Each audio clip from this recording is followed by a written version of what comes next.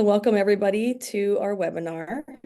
I just want to acknowledge that we stand on the traditional territories of the Nehio, Dene, Nakota Sioux, Anishinaabe, Niitsitapi, and within the Métis homeland under Treaty 6. And the reason why we recognize Treaty 6 is because that's where our first project with the Alberta Bloc is located. This land, a historic gathering place for diverse Indigenous peoples, shapes our commitment to fostering innovation, cooperation, and shared growth. We honor the enduring presence and deep connection of Indigenous peoples to this land, drawing on their traditions of resilience, respect, and community to enrich our collective endeavors in Edmonton and across Alberta. With gratitude, we embrace our responsibility to engage with reconciliation, respect Treaty 6, and cultivate partnerships that contribute to a legacy of mutual respect, understanding, and prosperity for all who share this land. So welcome to our webinar on Homestead Investment Cooperative. This is a cooperative that's going to invest in a building portfolio across Alberta that's powered by co-working, and it starts on Edmonton's historic Jasper Avenue. Why are we choosing a community investment cooperative? We chose the investment cooperative model because we liked the local empowerment piece and the investing in local community. We like the shared prosperity where all ships rise together and we all participate in the wins. The social impact piece, which is fostering a very community-minded investment group that's going to have major impact in their local communities. The democratic decision-making process, so every member has one vote and equal voice at the table. Greater political influence. We know that we're going to be a lightning rod for a strong network of connected Albertans. And when we speak up and have issues to raise, we know that we will have strong influence. And then the long-term vision. We are looking for investors that are looking for a 5-year minimum investment. And that's because we want to build a strong network and a strong real estate portfolio, and that's going to take some time. So a little bit about myself. My name's Tegan Martin Drysdale. I've been involved with the building itself since 2013. It was previously the home to CKUA for over 60 years. And when they moved out, we purchased it with a private investment group. We completely gutted it back to structure, upgraded some structure, new mechanical, new electrical, and then we brought in new tenancies. And part of those new tenancies was a co-working space. I had traveled across North America. I had started my business about 2 years prior, and I was looking to build a community around me. And when I saw those other co-working spaces in other cities, I realized that that was the best way to build a community by creating that co-working space with flexible office spaces and membership options and events and such. So we, assembled that building, we put in the co-working space, and it's been operating ever since.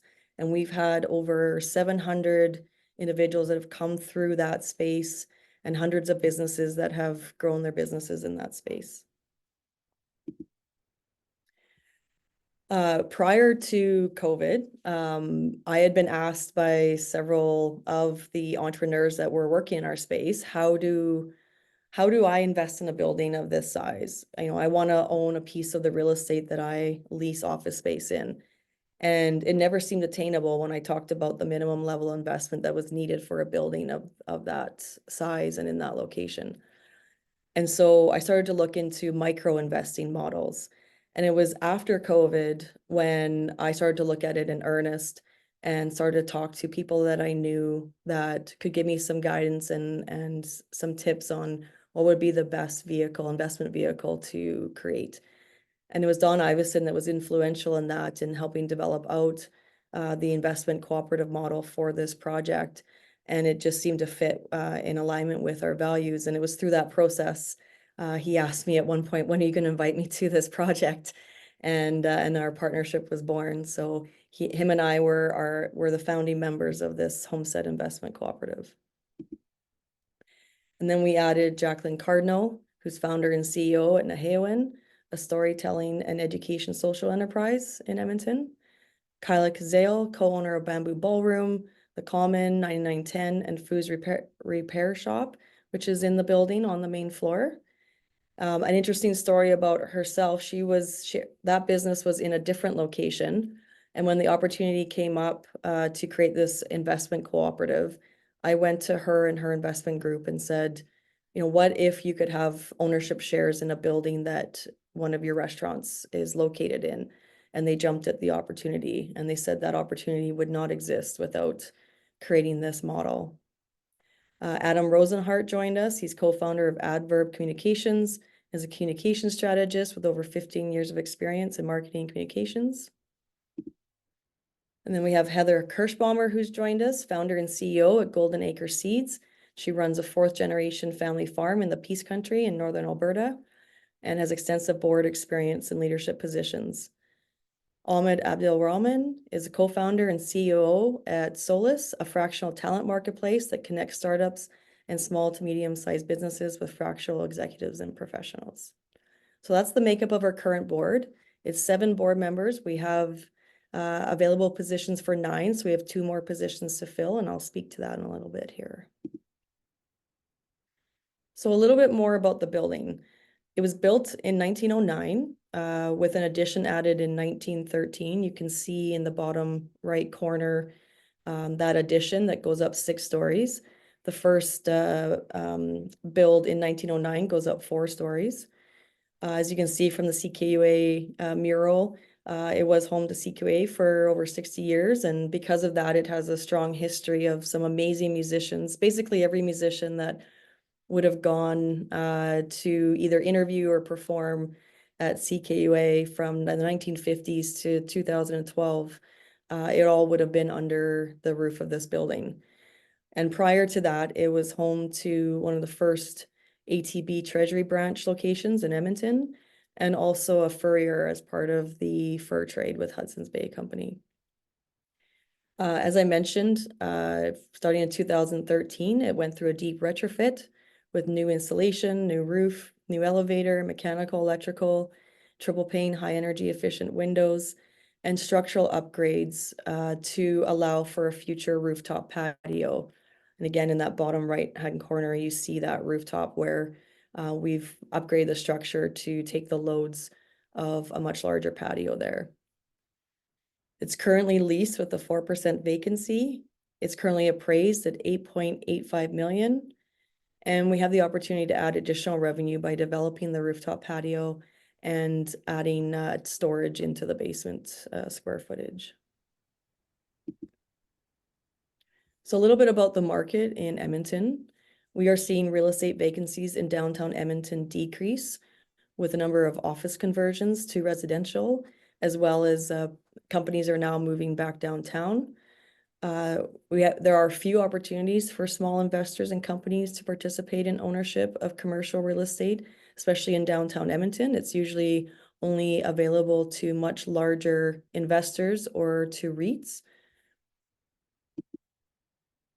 Our areas of emphasis would be focused on growing underserved companies and organizations, providing services that go beyond co-working and creating a community, creating investment opportunities for members and the community. And we believe in a business model cycle where if we have stronger tenants, we have a stronger co-op community and a stronger building. And we believe that those 3 go hand in hand. We will grow companies. We will make a major contribution to our economic revitalization, create wealth for investors and tenants, and expand the model to other communities. For our members, there'll be co-working spaces that they can grow in, ongoing peer mentoring requirements through our kinship program, where members contribute so many hours per year to mentoring other members of the community, connection to social enterprise and social impact organizations that we have across Canada, the ability to invest in the real estate owned by the co-op, access to our co-op investor network, and connection to our co-op alumni member network. So even when people leave, we want them to stay connected to the network that we've created.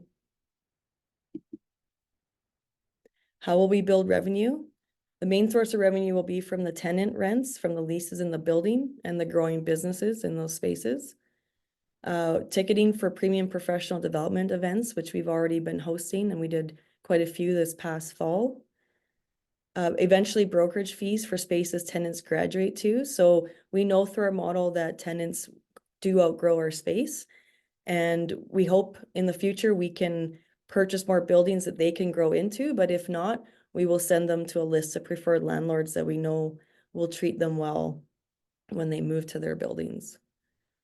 We'll offer space rentals on future amenities such as the rooftop patio and future real estate acquisitions. And I'll talk a bit how we're going to do that. So this is a $9 million deal structure, and scenario one would be to raise 100% of the capital through private investment, and this would allow for opportunistic refinancing and sooner expansion to the next building. This is our preferred option just because it's one larger raise, and after we complete the deal on the building, we could then go to conventional lenders and negotiate the best refinancing terms. And once we place financing, we could take funds out of the building and then decide as a collective, what are the next buildings that we want to purchase and which locations, what type of assets do we want to acquire. So it would give us that ability through this one raise to do that expansion sooner. Scenario two is raise the majority of funds through private investment, but finance the balance up to 4.375 million, which is 50% of the building value, through a conventional commercial mortgage, achieving leverage. So the benefits of that is it's a smaller investment group, but the downside is our next expansion to future building purchases would likely have to be done through a second raise in the future, and it would take a bit more time. So we've done this raise in a phased approach. So we've had two phases. Phase one was friends, family, and close business associates, which we've raised close to 500,000 through. And now we're in the public offering memorandum phase. To give some incentive to the early adopters and the first ones in, the first 1 million raise will receive a 4% discount on the face value of shares issued. And then the second million will get 2% discount. And this is to incentivize early commitment. So there's three classes of shares. You get Class A membership, which is a $250 one-time fee, and that gives you your voting share at all of our AGMs. Then we have two investment share classes. Class B, which is a $10,000 minimum with $1,000 increments. So each share is worth 1,000. So you can go up from 10,000 by $1,000. The second class is Class C, which is the minimum 100,000, and those shares go up in $5,000 increments.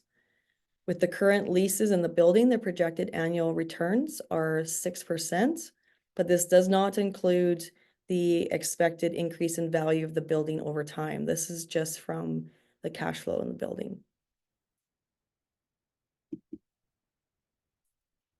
The founders are serving as the initial board. We have fronted all costs to date for legal and accounting and marketing, and we've committed to 280,000 in share purchases ourselves.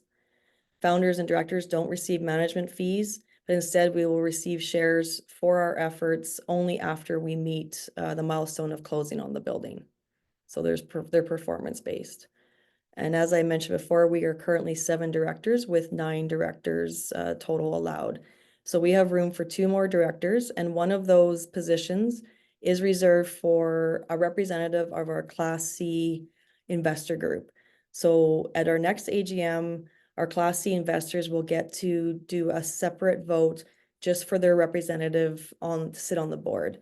And what that gives them is a representative voice at the table, and then a conduit for any information that board member feels they want to share with the Class C investors.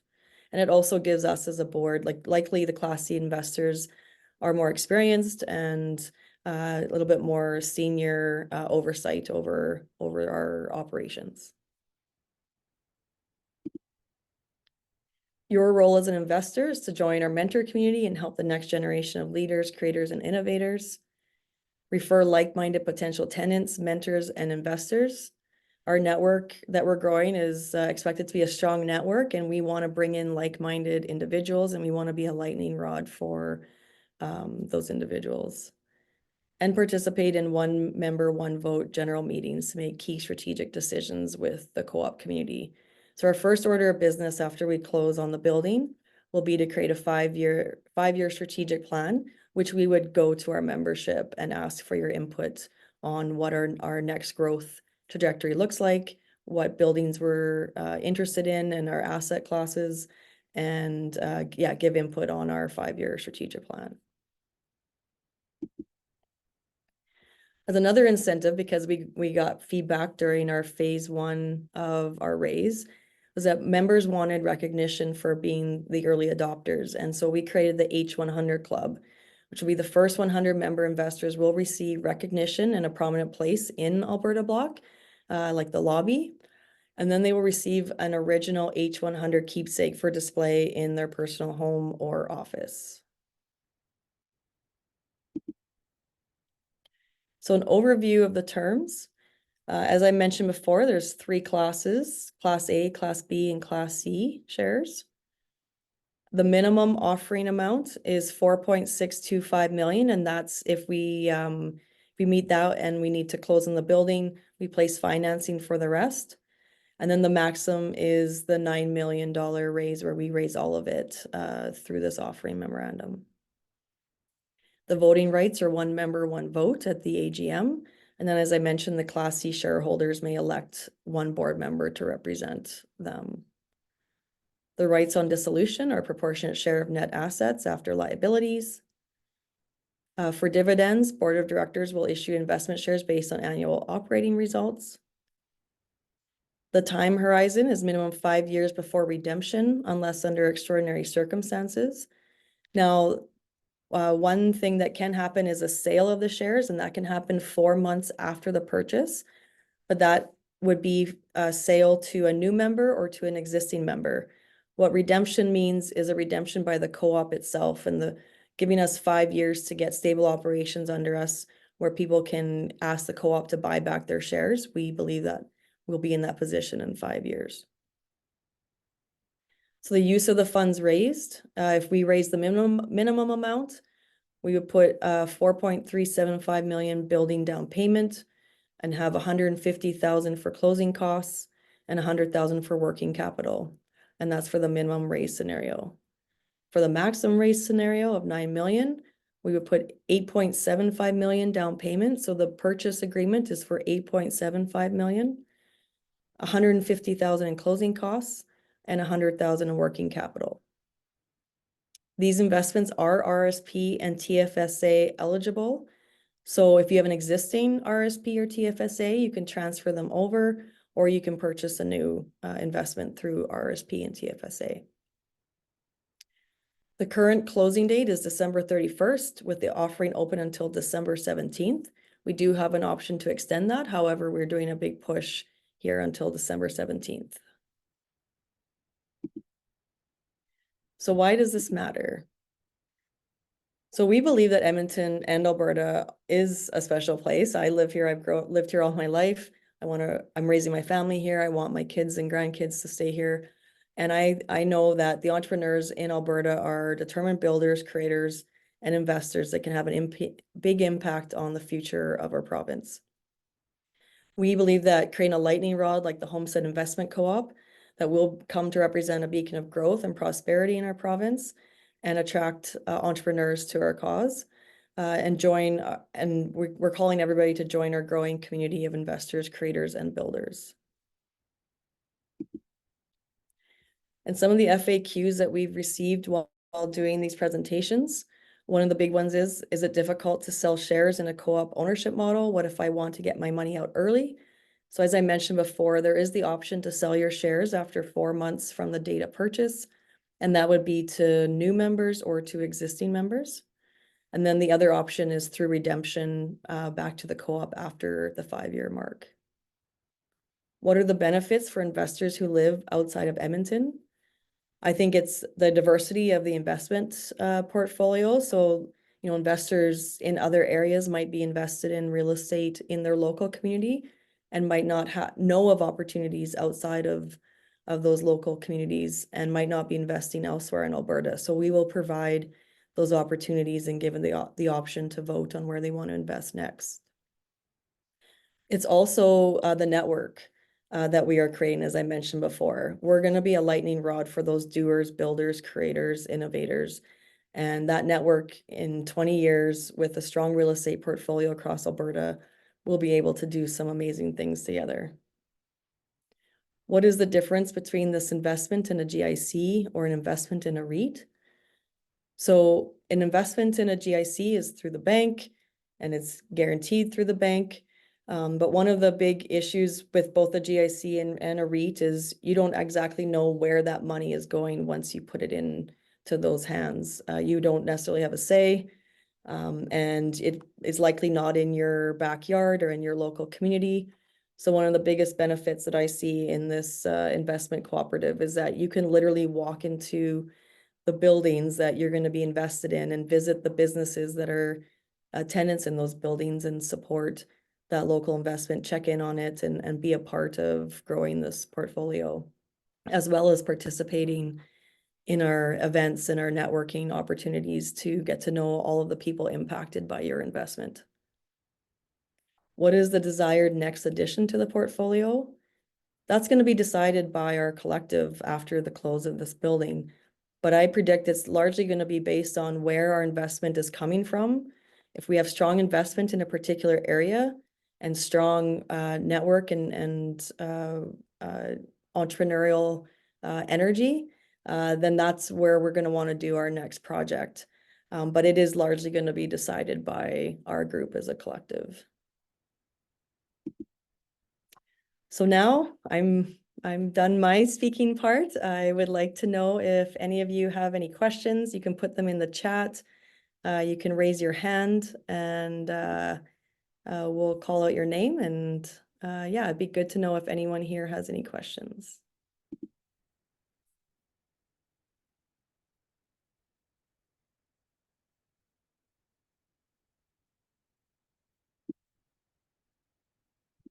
If not, I will assume I did a good job in my presentation of answering them all. Hey Tegan, it's Bav here. I have a few questions. I was gonna let others go first, but if no one else has questions, maybe I'll just go. Sure. Um, what was the cap rate used on the appraisal? Do you know? It was in the, I don't know it off the top of my head, but it was in the high sixes. Okay. I can send you that information. Once you get access to the investor portal, that appraisal is in there. Okay. Um, and I noticed that um, the offering is until December 17th, and closing is December 31st. What's the contingency plan, I guess, if you don't raise everything, or financing normally takes like 6 to 8 weeks, and it's Christmas, so I'm assuming, like, I guess, what's the plan with that? Because that's a pretty tight turnaround. Yeah, so obviously if we raise the full amount, we won't be placing financing, but likely we're going to be looking for an extension. I am a small minor ownership of the building currently, so I have a good relationship with the existing owners. And they also understand the time frame as well. But we want to see where we get to by December 17th, and that will determine kind of what that extension looks like. And yeah, we also realized it's Christmas, so we wanted to do a break before Christmas. There's no point in trying to raise money while everybody's away on holidays. So it'll likely extend into January, and then we'll set new timelines with the existing ownership group. Okay.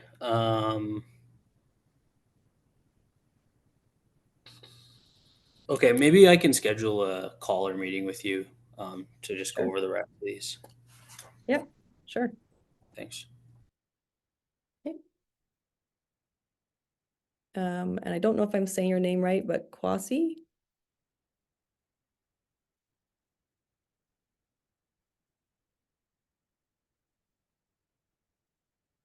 Oh, I can't hear you if you're speaking.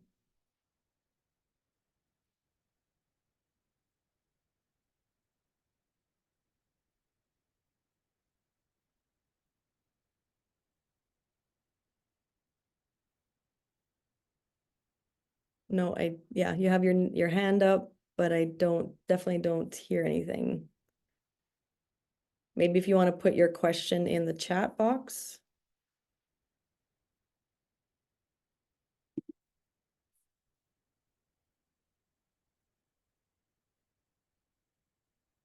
Okay, I see there is another question in the chat, which I'll just read out. It says, how are distributions going to be handled? So once the AGM has occurred and we've reviewed all the financials, and made decisions as an investment group, those distributions would be sent likely electronically to everyone, but it would depend on what the preference is. So we would have various means, whether it's wiring or checks to distribute any distributions to the investor group.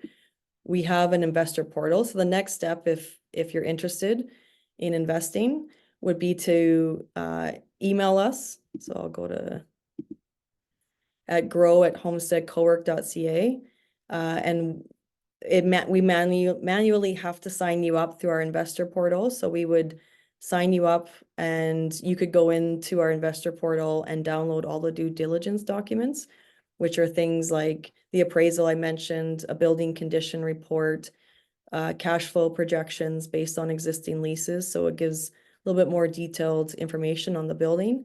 And then from there, you can decide how much you want to invest and actually do all the signing of the documents and even get the wire transfer information for sending your investment electronically. And we also take investments via check sent directly to our lawyer's trust account. So one thing that I didn't mention was all of the funds collected go directly into our lawyer's trust account. And until the deal closes, we don't have access to those funds. So if for whatever reason the deal doesn't close, then your funds would just get returned to you. Um, so limited risk if the deal doesn't close, because those funds will all come back to you 100%.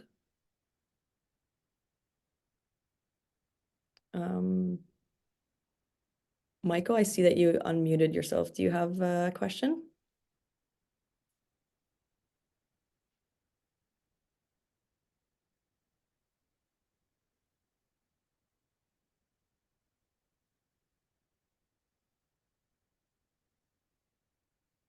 No? Hopefully it's not just me that's not hearing.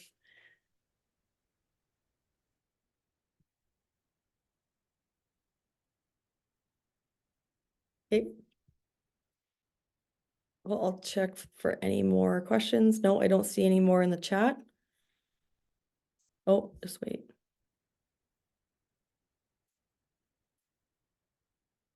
How do we grow revenue through growing businesses?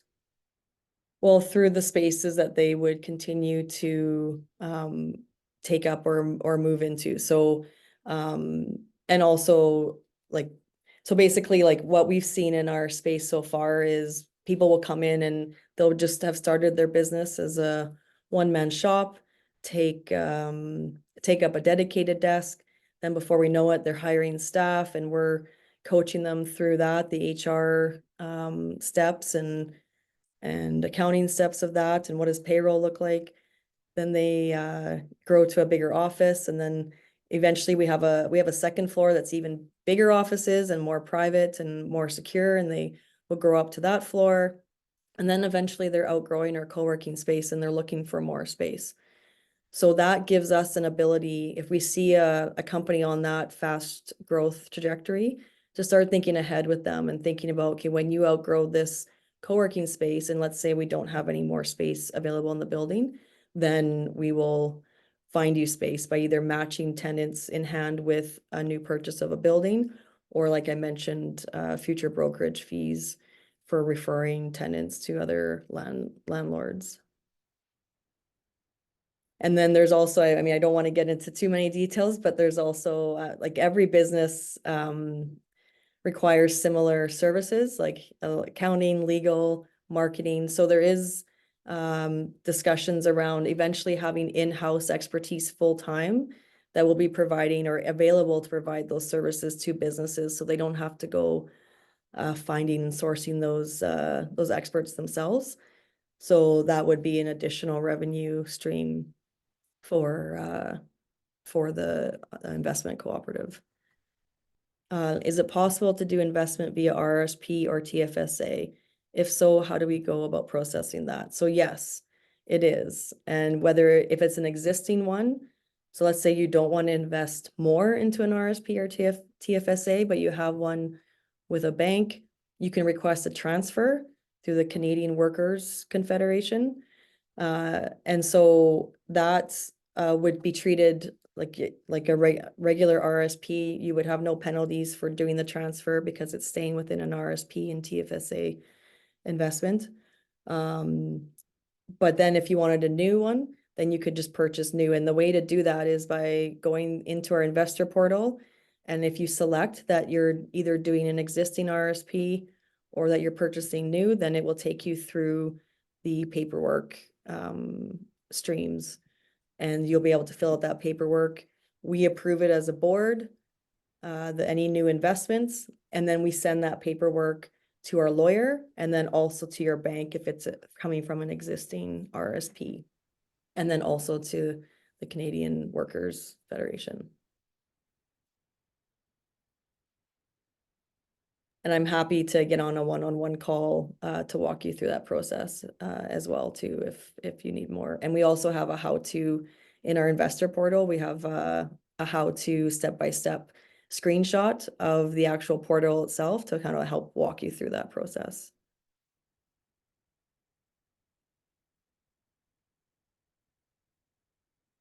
Okay. Oh,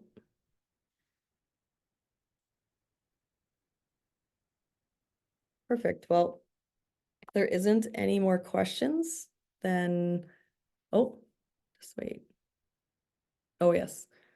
So yes, just as a reminder for you to access your $20 gift card from Foods Repair Shop and the 3 months of the Homestead Business Virtual Membership, please make sure that you message us or reach out to grow@homesteadcowork.ca so we can send you the information for signing up. And then the number on the screen here is my cell number. So you have access to myself. You can text me or call me if you want to set up a one-on-one or if you have any questions, and we can walk you through the process. So the next step is reach out with any questions, but also if you want to sign up for the investor portal, just email or call me and we'll get you set up on that investor portal. All right. Well, thank you so much for your time and thanks everyone for joining. And I hope you have a great rest of your week. Thank you.